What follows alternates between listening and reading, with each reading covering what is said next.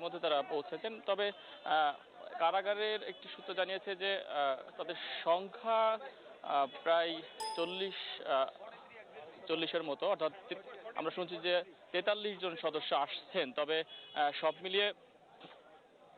মিলিয়ে আসলে তার সঙ্গে দেখা করতে পারবেন, সব মিলিয়ে দেখা করতে পারবেন 26 জন সদস্য, এটি আমরা অসমর্থিত সূত্র থেকে শুনেছি। এবং 34 জন সদস্য কারাগারে এসে পৌঁছেছেন। মোট 6টি গাড়িতে তারা এসে পৌঁছেছেন। আমরা সেটা আপনাদেরকে দেখানোর চেষ্টা করবো। এবং তারা কারাগারের যে প্রধান ফটক, সেই ফটক পেরিয়ে তারা এসে সেখানে অপেক্ষা করছেন। এবং সেখান থেকে আসলে যাচাই বাছাই করে যে তাদের পরিবারের যে সদস্য, সেই সদস্যদের তাদের পরিচয় নিশ্চিত করার পর তাদেরকে সেখানে ঢুকতে দেওয়া হবে। আপনি জানেন যে শুধুমাত্র আপনজন যারা একেবারেই যারা এই শীর্ষ যুদ্ধাপরাধী মীর কাসেম আলীর যারা একেবারেই পরিবারের আপনজন, তারা শুধুমাত্র তার সঙ্গে সাক্ষাৎ করতে পারবেন।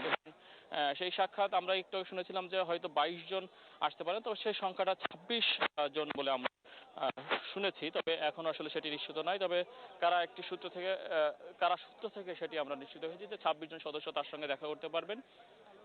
তবে কত সময় দেখা করবেন আসলে আমরা এর আগে যেমনটি জানি যে এর আগে যে কয়েকজন যুদ্ধাপরাধীদের সঙ্গে তাদের স্বজনরা দেখা করেছিলেন, সেক্ষেত্রে 30 মিনিটের মতো সময় তাদেরকে দেওয়া হয়েছিল।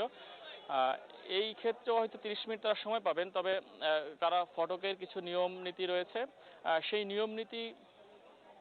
নিয়ম নীতিগুলো পালন করার পর মূলত তারা সেখানে তারা যাবেন এবং তারা সেখানে দেখা করবেন। এবং আপনি নিশ্চয়ই ছবিতে দেখতে পাচ্ছেন যে কারা ফটকের যে প্রধান ফটক, সেটি পার হয়ে যেখানে তল্লাশি রয়েছে, সেখানে তাদের পরিচয় নিশ্চিত হওয়ার জন্য যে সকল ফর্মালিটিস রয়েছে, সেই সকল ফর্মালিটিসগুলো আসলে এখন পালন করা হবে। এবং তারা দেখা করে বের হয়ে আসার পর তারা হয়তো গণমাধ্যমের সঙ্গে কথা বলতে পারেন। আমরা তখন আপনাদেরকে আরো বিস্তারিত তখন বলতে পারবো। তাম্মি।